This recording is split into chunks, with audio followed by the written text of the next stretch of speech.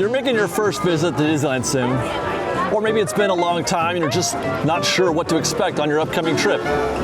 Either way, you don't want to feel overwhelmed or anxious when you get to Main Street. You want to be confident and free at Disneyland. I've been going to Disneyland at least once a week, every week, for the past 13 years. Got to be at least 1,000 trips through the gates, so know that I can help you be prepared for your visit to Disneyland. I'll take you through the whole trip, from buying tickets, to parking, the rides, the food, and the shows. If you want to feel prepared and ready for your trip to Disneyland, you need only stay tuned right here to FreshBaked. It wasn't that long ago that there was just one ticket and one price. And the only decision that you had to make was whether or not you wanted to go to Disneyland that day. But then Disney realized that the parks were more busy on some days over others. Going to Disneyland at Christmas was a much different experience than going in February. So today there are single-day tickets, multi-day tickets, seasonal discount tickets, and Magic Keys or annual passes. There are 7 different possible prices for single-day tickets depending on how busy Disney thinks the park will be that day. Tier 0 through Tier 6. Oh, and you'll need to make a reservation first. Luckily, all this is handled at the same time.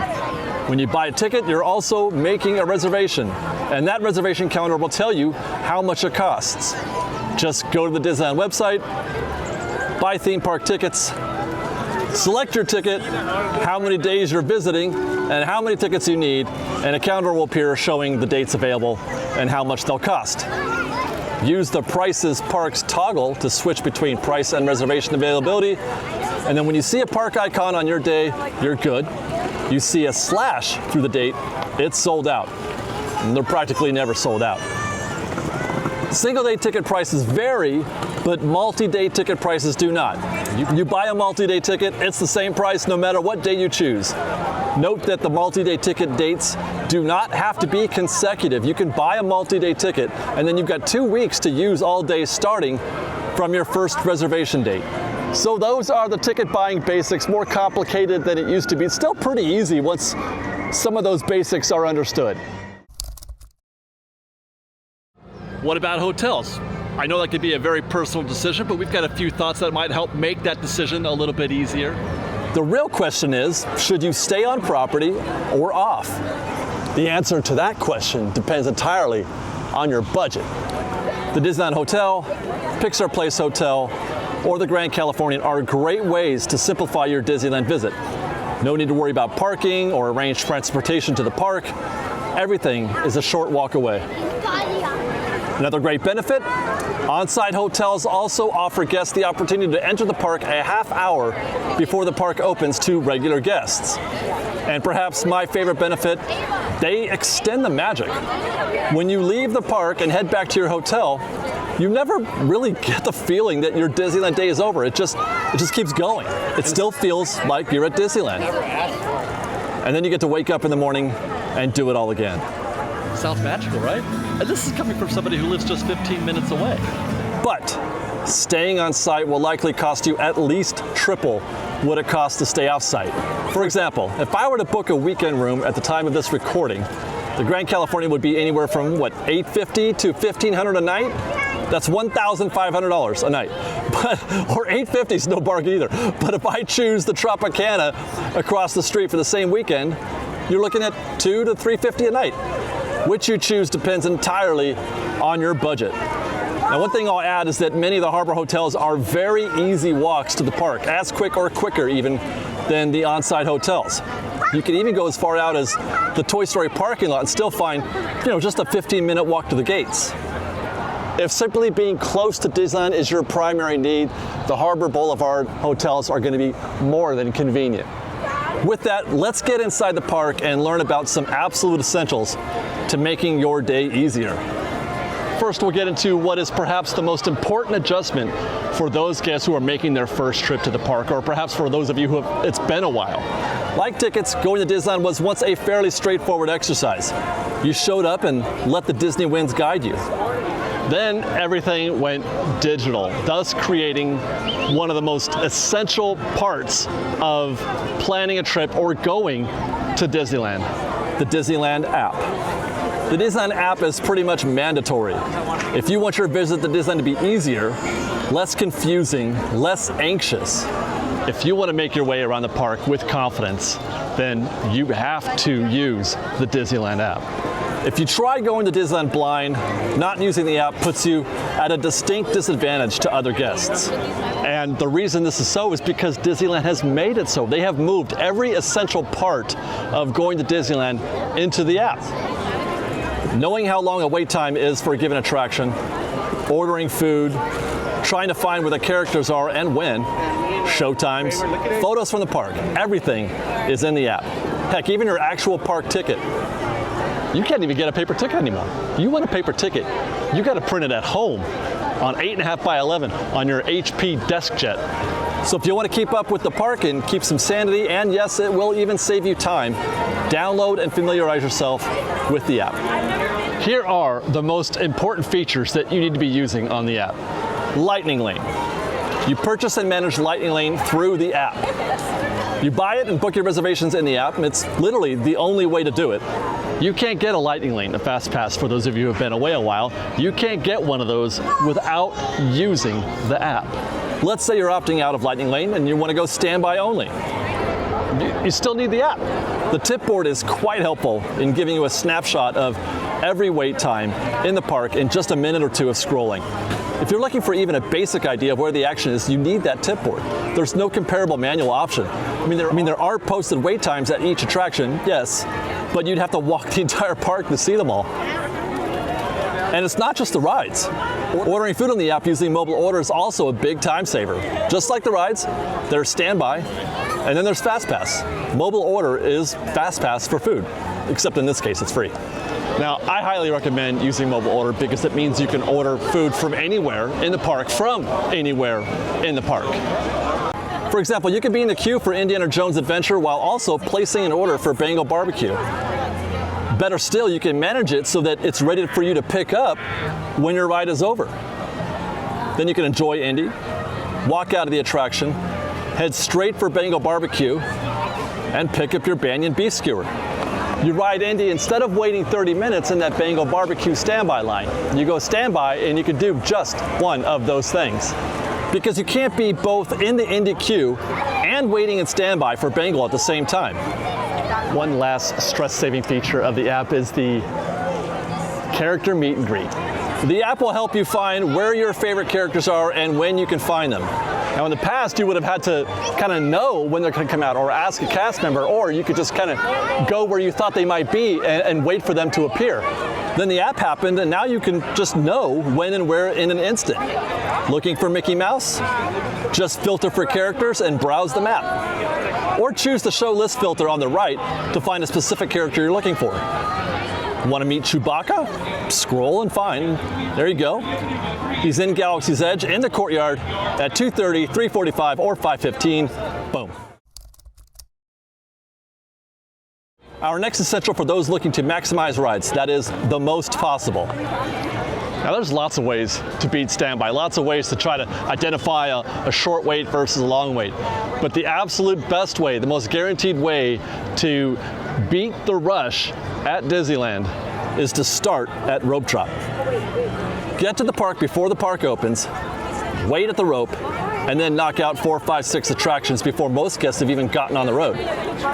Rope drop is especially valuable, downright essential for those guests who are opting to go standby only, for those guests who are skipping purchasing Lightning Lane. Hit those big Lightning Lane attractions before 10 a.m., then go on cruise control for the afternoon. This is one of our specialties, rope drop. And if you'd like more targeted advice, we've got a rope drop playlist that will answer just about every question that you might have. A great partner to rope dropping Disneyland is Closing Disneyland, where the first 2 hours are highly advantageous for guests. So too are the last 2 hours, 10 p.m. to midnight on most days. You can march your way around the park and get a lot done during a very magical time of day at the park. As it happens, we've also done quite a bit of park science for this occasion as well. You can find some links in the description. Now we're doing great so far, but I can hear you. You're saying, David, what about the shows? David, how do I see those big, spectacular Disneyland shows?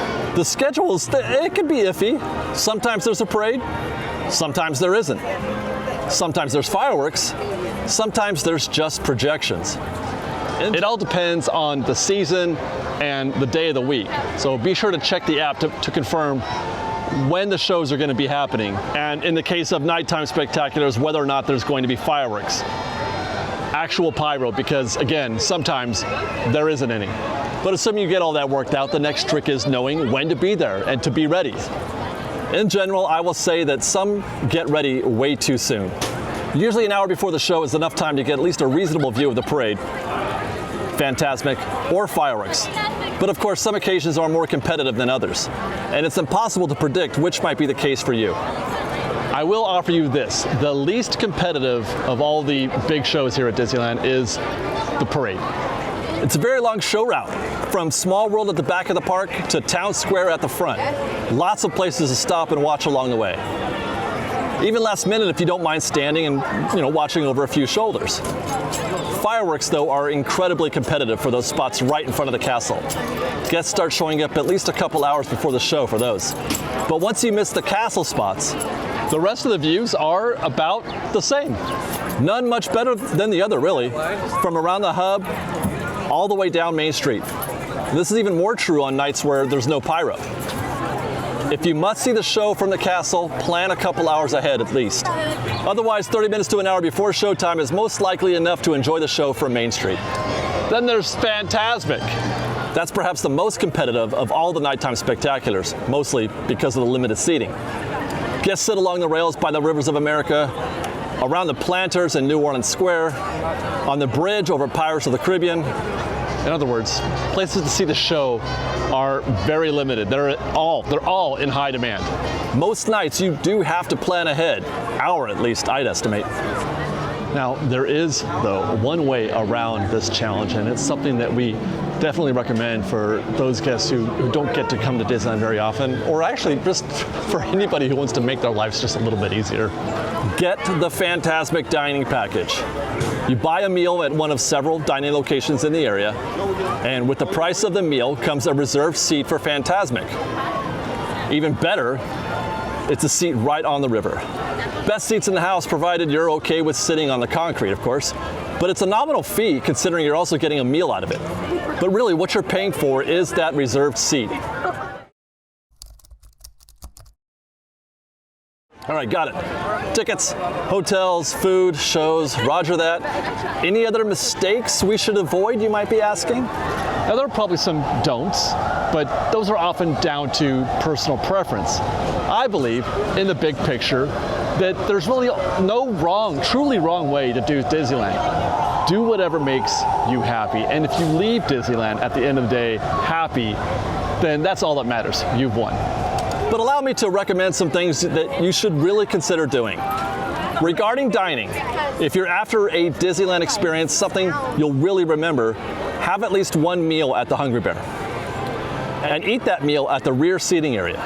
Enjoy the food, enjoy the relative quiet, and especially enjoy the Mark Twain, the Columbia, and the Disneyland Railroad. Or if you want a dining experience that is uncomplicated by mobile order, I suggest Tiana's Palace, Rancho del Zocalo, or the Plaza Inn. All are buffeteria-style food service, making it super easy to get your food with little fuss. Standby waits are minimal because the food is ready for you before you even walk up. And all are wonderful places to eat, true Disneyland experiences. More Disneyland experiences that I highly recommend: Casey Jr. in Fantasyland, the monorail in Tomorrowland, the Mark Twain Frontierland, and any Main Street vehicle. All are often overlooked for a variety of reasons, especially the Main Street vehicles. But I assure you, you will never feel more like you're at Disneyland as you do when on one of those attractions. And that's our First Timer's Guide to Disneyland. Tickets explained, pros and cons of where to stay.